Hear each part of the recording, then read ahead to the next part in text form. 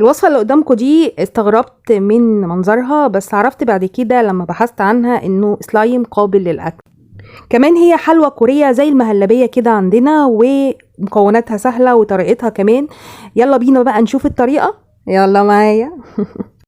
الوصفة دي بتحتاج مكونين بس، وهو أول مكون رز التابيوكا أو دقيق التابيوكا، اللي هو الرز الحلو المطحون اللي بيتعمل منه الموتشي، طبعا عارفينه. بس طبعا انا دورت عليه ما لقيتهوش، فجبت وتصرفت عملت بيه معلقتين نشا بتاعنا العادي، الذره العادي، ومعلقه كبيره رز مطحون. ممكن تستخدميه برز مطحون عادي بتاعنا الرز المصري العادي. بحط لها كمان مشروب غازي اللي هو 7 اب بالليمون. حطيت كوبايتين. طبعا ممكن بتعتمد على نوع المشروب كمان في الطعم. ممكن تحطي لبن، ممكن تحطي اي مشروب غازي تحبيه، ممكن تحطي ميه، ممكن تحطي، بس انا حطيت هنا كمان عصير ليمونه عشان يعزز طعمها. بحط كمان نقطتين لون عشان تديها اللون بتاع البحر الازرق بتاع البحر او السماوي. طبعا ممكن تزودي اللون وممكن تخففيه زي ما تحبي. انا حطيت نقطتين بس عشان يديني اللون ده.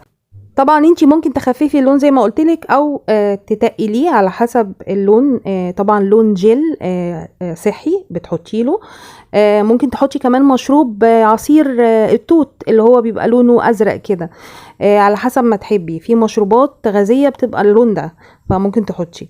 بسيبها بقى على النار لغاية ما تبقبق زي ما انتوا شايفين. على فكرة هو بيعتمد على دقيق التابيوكا عشان يديكي المطة بتاعة السلايم. بس طبعا انا حطيت نشا وحطيت رز. ممكن تحطي رز بس مطحون جامد قوي، ممكن بيجاب كمان من السوبر ماركت دقيق الرز.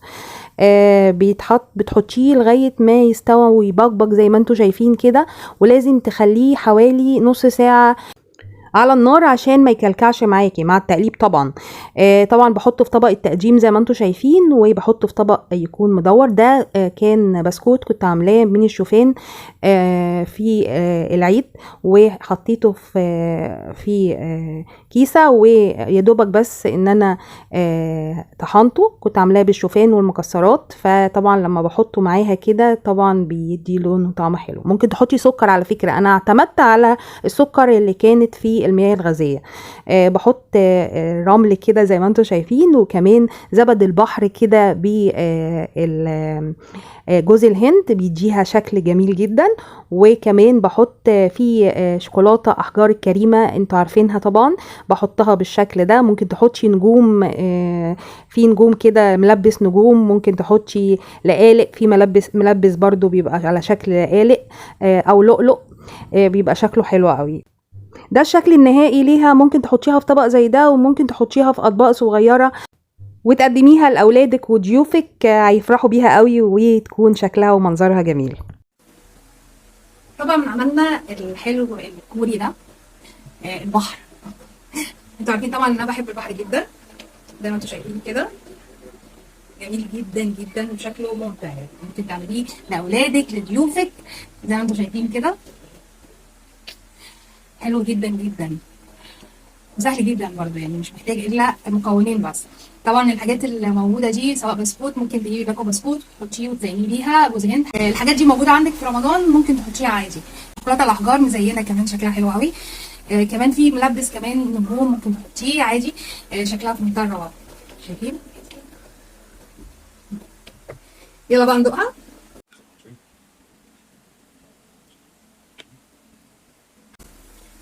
عامله ازاي؟